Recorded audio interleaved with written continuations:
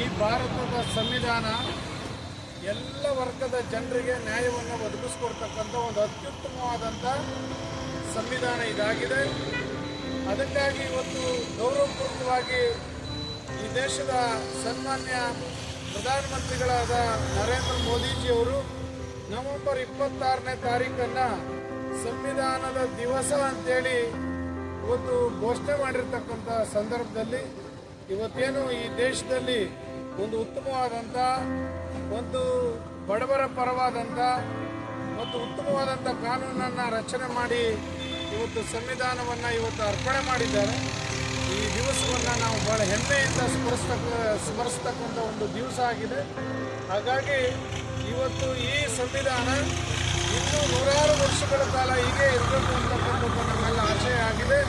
ಇದರಿಂದ ಬಹಳ ತಳಮಟ್ಟದ ಜನರು ಇವತ್ತು ಸಮಾಜದಲ್ಲಿ ಒಂದು ಉತ್ತಮವಾದಂಥ ಸ್ಥಾನವನ್ನು ಕಂಡುಕೊಳ್ಳಿಕ್ಕೆ ಈ ಭಾರತದ ಸಂವಿಧಾನ ಅನುಕೂಲ ಆಗಿದೆ ಅಂತಕ್ಕಂಥ ಮಾತನ್ನು ಹೇಳ್ತಾ, ಇದರ ಕರ್ತೃ ಪಿತಾಮಹ ವಿಶ್ವಜ್ಞಾನಿ ಬಾಬಾ ಸಾಹೇಬ್ ಅಂಬೇಡ್ಕರ್ ಅವರನ್ನು ಕೂಡ ಈ ಸಂದರ್ಭದಲ್ಲಿ ನೆನೆಸ್ಕೊಳ್ತಕ್ಕಂಥ ಕೆಲಸವನ್ನು ಇವತ್ತು ಜಾತ್ಯತೀತ ಜನತಾದಳ ಮಳವಳ್ಳಿ ತಾಲೂಕು ಘಟಕ ಇವತ್ತು ನಾವು ಮಾಡ್ತಾ ಇದ್ದೀವಿ ಅಂತಕ್ಕಂಥದ್ದನ್ನ ಈ ಸಂದರ್ಭದಲ್ಲಿ ಹೇಳಲಿಕ್ಕೆ ಬಯಸ್ತೇನೆ.